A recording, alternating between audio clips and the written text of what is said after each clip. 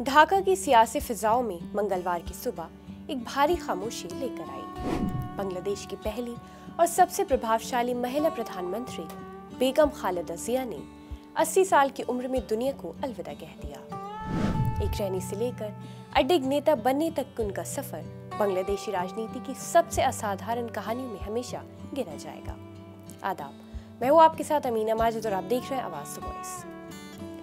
खालिदा जिया, जिन्होंने अपने पति जियाउर रहमान की हत्या के बाद टूटने के बजाय नेतृत्व संभाला, बांग्लादेश नेशनलिस्ट पार्टी का नेतृत्व किया और 2 बार बांग्लादेश की प्रधानमंत्री रही। वो 2 जनवरी 1982 को बीएनपी की सदस्य बनी, 1983 में उपाध्यक्ष और 1984 में पार्टी अध्यक्ष चुनी गई।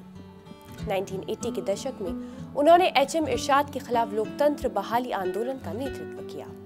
इस संघर्ष में उन्हें 1983 से 1990 के बीच 7 बार गिरफ्तार और नजरबंद किया गया और यही से उनकी पहचान अडिग नेता के रूप में बन गई। 27 फरवरी 1991 को निष्पक्ष चुनाव जीतकर खालिदा जिया बांग्लादेश की पहली महिला प्रधानमंत्री बनी। उनके पहले कार्यकाल में संसदीय लोकतंत्र की बहाली हुई। एजुकेशन को उन्होंने हमेशा अहमियत दी।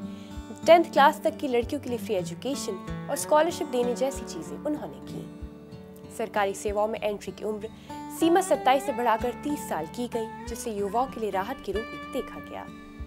1996 के चुनाव में हार के बावजूद वो 116 सीटों के साथ सबसे बड़ी विपक्षी नेता बनी। 1999 में 4 दलीय गठबंधन खड़ा किया और 2001 के आम चुनावों में भारी बहुमत से प्रधानमंत्री बनी।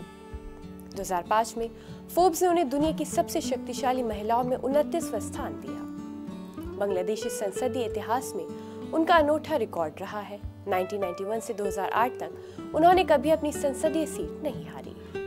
वो अलग बात है कि बाद में खालिदा जिया पर भ्रष्टाचार के आरोप लगाए गए और उन्होंने कई साल जेल में बिताए, लेकिन देश में 2024 के बाद से सारे आरोप हटा दिए गए। खालिदा जिया का जाना बांग्लादेश की राजनीति के लिए गहरा झटका है।